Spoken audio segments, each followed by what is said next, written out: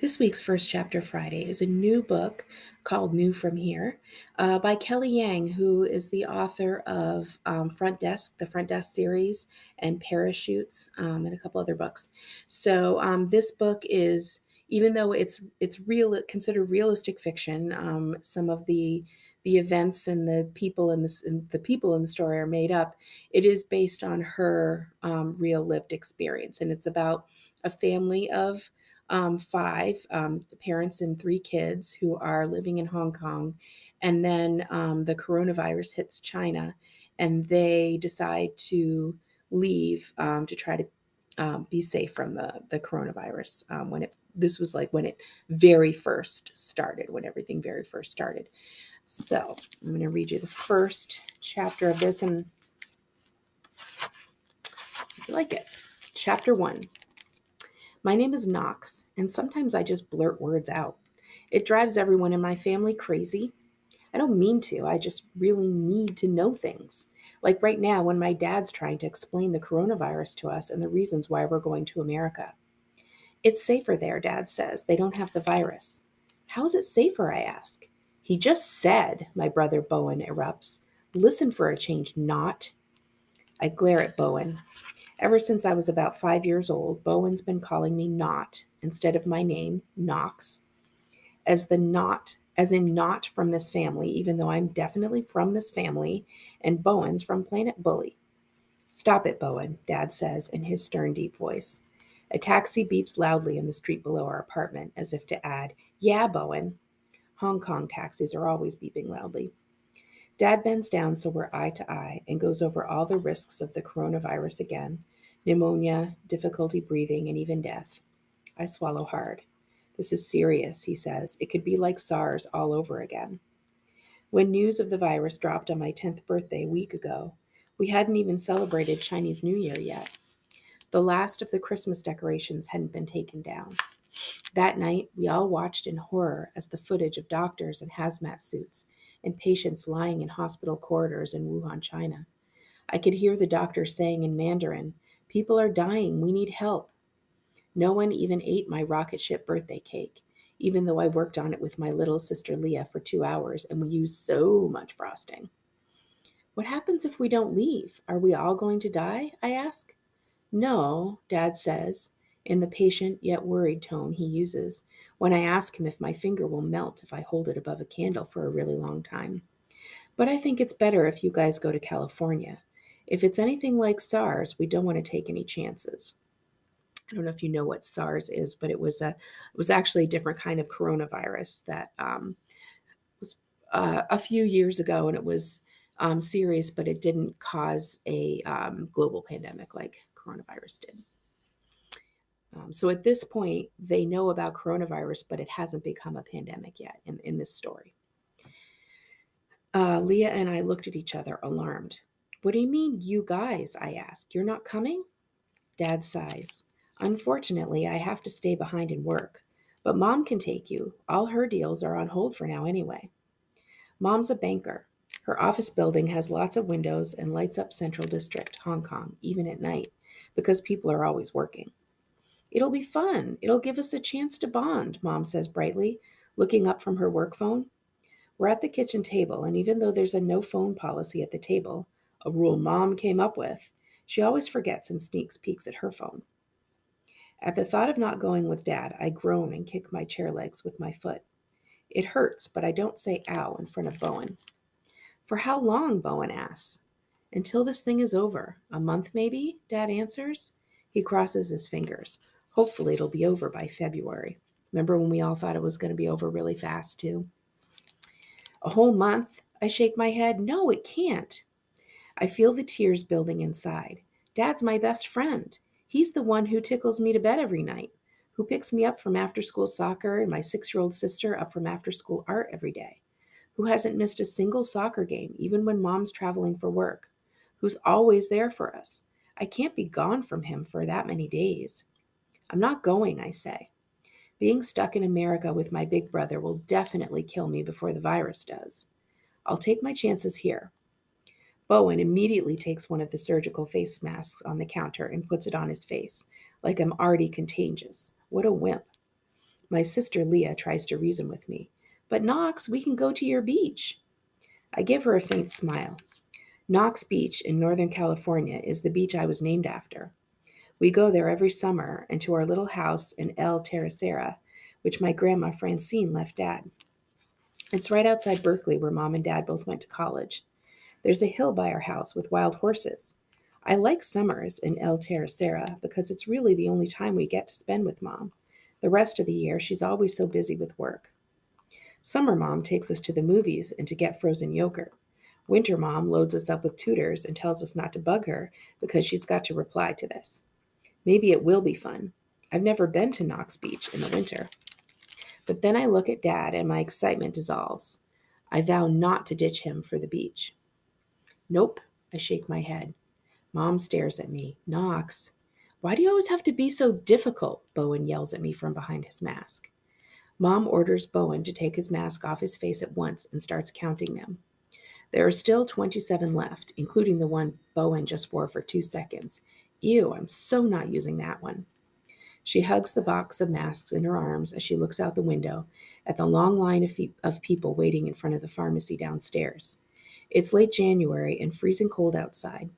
Still, the line of shivering people snakes all the way down the street, even though every pharmacy in Hong Kong, is completely out of masks. These are more precious now than gold, Mom reminds us in Mandarin. Mom always speaks to us in Mandarin when something's really important. In case you don't realize, Mandarin is a language that they speak in China. It's a Chinese language. The only reason we got ours was because Mom's friend, Auntie Jackie, is in California. FedExed them to us. Mom says that's the sign of a true friend. I only have 2 true friends in the world, Dad and my friend Amir, who moved back to London. It took me 9 years to find him because of my blurting things out problem. In the end, all it took to lose him was a raise for his dad. I can't compete with a raise. That's the thing about going to school in an international city like Hong Kong. People are always moving. Thankfully, I still have my other best friend, and I'm not leaving him behind. Chapter 2. Mom finally allowed me to go outside to play soccer because I was driving her nuts.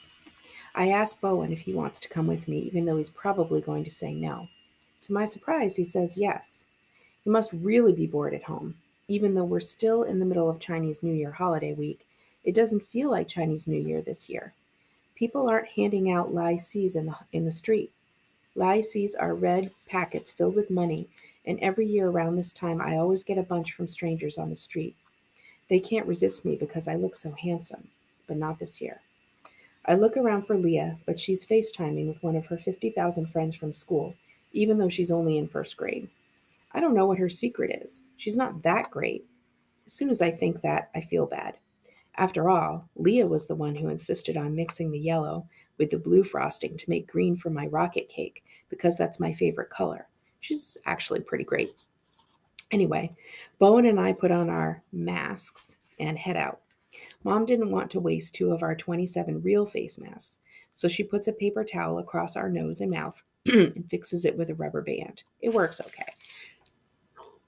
We get in the elevator and use little toothpicks that the building management put out to press the elevator buttons instead of our fingers. It's so weird to use toothpicks to press buttons, like we're eating elevator button fruit. On Tai Street, everyone's wearing masks instead of their traditional Chinese New Year Changshan jackets. Even though the government hasn't officially told everyone to, people know from SARS that masks help protect us. One guy doesn't have a mask, so he puts a clear plastic water jug over his head. Bowen chuckles. The guy yells something at him in Cantonese. People are always speaking Cantonese to Bowen because he looks more like Mom, and people think he's full Chinese, whereas I look more like Dad and I don't get it as much, which is sad because I actually know Chinese. So Cantonese is another Chinese language that they speak in China and Hong Kong. As soon as we get down to the soccer pitch, Bowen takes his mask off. I take mine off too and kick the ball to Bowen. My 12-year-old brother is a great athlete, fast and strong. He's the track star at his school, and thick legs that my Lao-Ye says are like tree trunks. I run to keep up. Bowen passes the ball back to me instead of hogging it, which is nice. I spot some kids from our neighborhood playing in the park next to the soccer pitch. I start running over to them. "What are you doing?" Bowen calls and chases after me. I try to outrun him, but he's too fast. He grabs my arm. "You can't play with them." "Why not?" I miss kicking the ball around with other kids at school.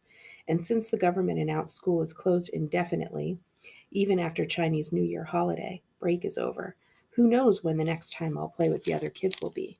So I tell my brother to bug off. "You're not the boss of me," I tell Bowen, shaking my arm free. Bowen steals my ball away with his quick feet. "Hey," I shout. I run after him to get my ball back. When we get to Tung Lam Terrace, the small narrow lane leading to our apartment, I kick the ball from between his legs. "What's wrong with him?" "Why'd you have to take my ball?" I shout. "I'm trying to keep you alive," he shouts back. "Yeah, right. Like he gives one boba about me." I hold the ball in place with my foot, crossing my arms at Bowen. "You don't know if those kids have it or not," he says. "What?" "The virus, duh." "They don't have it," I say.